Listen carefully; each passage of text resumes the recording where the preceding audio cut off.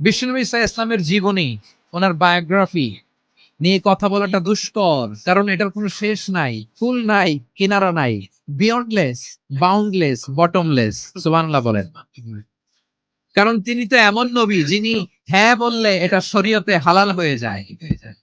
নবীর মুখ দিয়ে যদি বের হয় হ্যাঁ, নাম, ইয়েস, তাহলে এটা হালাল। ঠিক কিনা বলেন? এ নবীর মুখ দিয়ে যদি না বের হয় যে না, নো, তাহলে এটা শরীয়তে হারাম হয়ে যায়।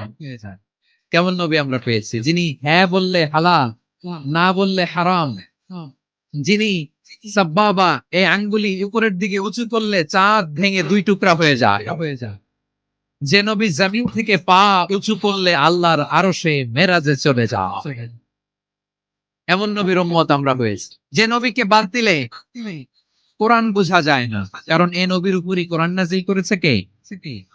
এ নবীকে বাদ দিলে হাদিস বোঝা যায় না, কারণ হাদিস তো এ নবীর মুখনিসৃত পবিত্র বাণী। সুবহানাল্লাহ পড়েন। এ নবীকে বাদ দিলে জান্নাত চেনা যায় না, কারণ জান্নাত তিনি চাক্ষুষ দেখে এসে আমাদেরকে মেরাজ শেষে বর্ণনা করে শুনিয়েছেন। এ নবীকে বাদ দিলে জাহান্নাম চেনা যায় না, এ নবীকে বাদ দিলে আমার রবকে চেনা যায় না। ঠিক কিনা বলেন? তো বিশ্বনবীর পাঁচটি বৈশিষ্ট্যের কথা আল্লাহ তাআলা এই সূরাতে উল্লেখ করেছেন। আল্লাহ রাসূল সাল্লাল্লাহু আলাইহি ওয়াসাল্লাম যখন মক্কাতে দাওয়াত দিচ্ছিলেন, মক্কার কুরাইশরা নানাভাবে বিষ্ণু ইসা ইসলামকে কষ্ট দিচ্ছিল, নানাভাবে ট্যাগিং করছিল, মিথ্যা অপবাদ দিচ্ছিল। কখনো কখনো তারা বিশ্বনবীকে বলছিল মিথ্যাবাদী, কাযযাব। কখনো বলছিল যে তুমি হচ্ছে জাদুকর, সাহির। কখনো বলেছে শায়ের, মুহাম্মদ তুমি কবি। কখনো বলেছে কাহেন, মুহাম্মদ তুমি গণক। এবং কখনো বলেছে মুহাম্মদ তুমি হচ্ছে মাজনুন, মানে পাগল। আওয়াজ করে সবাই পড়ুন নাউযু বিল্লাহি মিন যালিক। তাহলে বিশ্বনবীকে মৌলিকভাবে এই পাঁচটি অপবাদ দিয়েছে। আমার কলেজের টুকরা সিলেটের ভাইরা, বিশ্বনবীর ব্যাপারে মিথ্যা অপবাদ মৌলিকভাবে দিয়েছে কয়টি? পাঁচটি। বলেছে তুমি মিথ্যাবাদী, বলেছে তুমি গণক, তুমি কবি, তুমি পাগল, তুমি জাদুকর। বিশ্বনবীকে যে এই পাঁচটি অপবাদ দেয়া হলো, আল্লাহ তাআলা এটা সহ্য করেননি। এই পাঁচটি অপবাদের বিপরীতে আল্লাহ তাআলা বিশ্বনবীর পাঁচটি চমৎকার বৈশিষ্ট্য উল্লেখ করে সূরাতুল আহজাবের দুইটি আয়াত নাযিল করেছেন। আওয়াজ করে পড়েন আল্লাহু আকবার। পাঁচটি চমৎকার বৈশিষ্ট্য সূরাতুল আহজাবের ভেতরে রব্বুল আলামিন উল্লেখ করে আমাদেরকে জানিয়ে দিচ্ছেন, ইয়া আইয়ুহান নাবিয়্যু ইন্না আরসালনাকা শাহিদাম ওয়া মুবাশশিরাম ওয়া নাযীরা ওয়া দাঈয়ান ইলাল্লাহি বিইذনিহি ওয়া সিরাজাম মুনীরা। পড়েন আল্লাহু আকবার। রব্বুল আলামিন ডেকে বলেন, ও নবী, নিশ্চয় আমি আপনাকে সাক্ষ্যদাতা রূপে প্রেরণ করেছি, সুসংবাদদাতা রূপে প্রেরণ করেছি, সতর্ককারী রূপে প্রেরণ করেছি, আল্লাহর দিকে আহ্বানকারী রূপে প্রেরণ করেছি, আর আলো দানকারী চেরাগ রূপে, প্রদীপ রূপে প্রেরণ করেছি। পড়েন সুবহানাল্লাহ। পাঁচটা বৈশিষ্ট্য। এক নম্বর, আল্লাহ তাআলা বলেন, হে নবী, নিশ্চয় আমি আপনাকে সাক্ষ্যদাতা হিসেবে প্রেরণ করেছি। সাক্ষ্যদাতা, বিষ্ণু ইসা ইসলাম সাক্ষ্য দিবেন, এজন্য শাহিদ। শাহিদ মানে সাক্ষ্যদাতা। আওয়াজ করে বলুন, শাহিদ মানে কি? তিনি সাক্ষ্য দিবেন।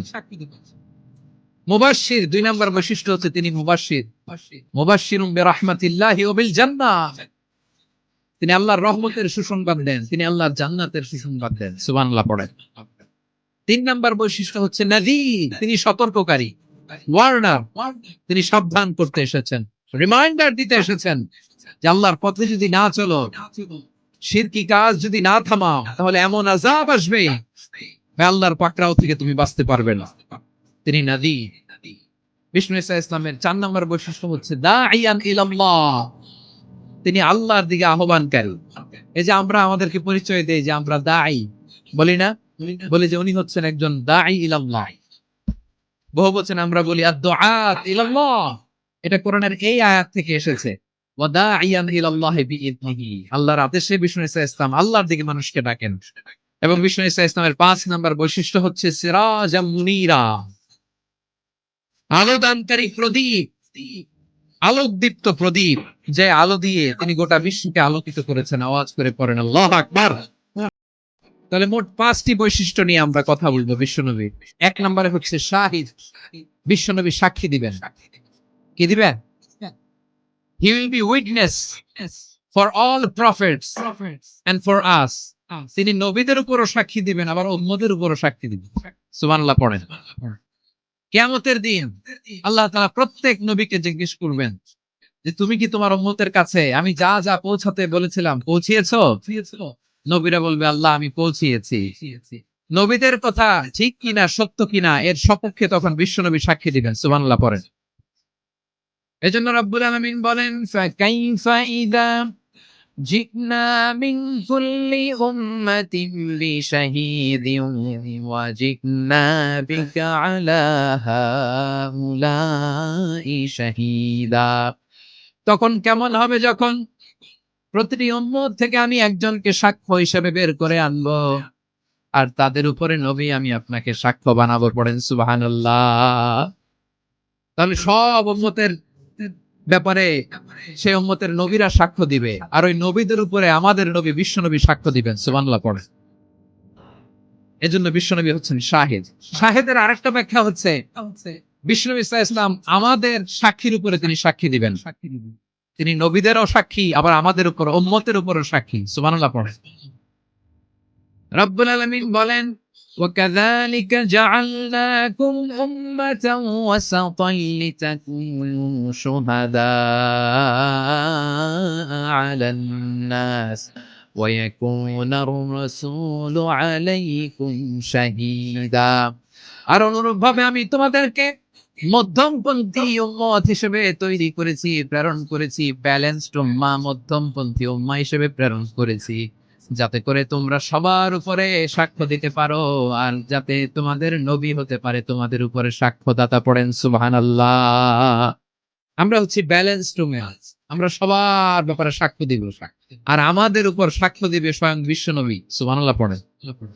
তাহলে আমাদের নবী নবীদের উপরও সাক্ষী, আমাদের উপরও সাক্ষী। সেই বুখারী শরীফে এসেছে আল্লাহ তাআলা কিয়ামতের দিন সাইয়েদনা নূহ আলাইহিস সালামকে বলবেন, নূহ তুমি কি দাওয়াত পৌঁছিয়েছো তোমার উম্মতের কাছে? নূহ আলাইহিস সালাম বলবেন হ্যাঁ আমি পৌঁছিয়েছি। এবার নূহের উম্মতকে আল্লাহ জিজ্ঞেস করবেন, হে নূহের উম্মতেরা তোমাদের নবী নূহ কি দাওয়াত পৌঁছিয়েছে? নূহের উম্মত বলবে না আল্লাহ, আমাদের কাছে কোনো সতর্ককারী আসে নাই, কোনো নবী টবি আসে নাই, কোনো দাওয়াতও আমরা পাই নাই, আপনারাও চিনি নাই, জান্নাতও চিনি নাই, জাহান্নামও চিনি নাই। নূহ আলাইহিস সালাম বিপদে পড়ে যাবেন। তখন আল্লাহ বলবেন নূহ তুমি বললা পৌঁছিয়েছো, তোমার উম্মত বলে কিছু পায় নাই। নূহ তোমার কি কোনো সাক্ষী আছে? তোমার কথা আর তোমার উম্মতের কথা তো মিলে না। তুমি বললা তুমি আমার নির্দেশনা দাওয়াত পৌঁছে দিয়েছো, কিন্তু তোমার উম্মত বলে পায় নাই। নূহ তোমার পক্ষে কোনো সাক্ষী আছে? নূহ আলাইহিস সালাম বলবেন আছে। কে? উম্মতে মুহাম্মাদী। তখন আমরা বলবো আল্লাহ, আল্লাহর নবী নূহ আলাইহিস সালাম তিনি আপনি যা যা বলেছেন ঠিক তা তার উম্মতের কাছে পৌঁছে দিয়েছে।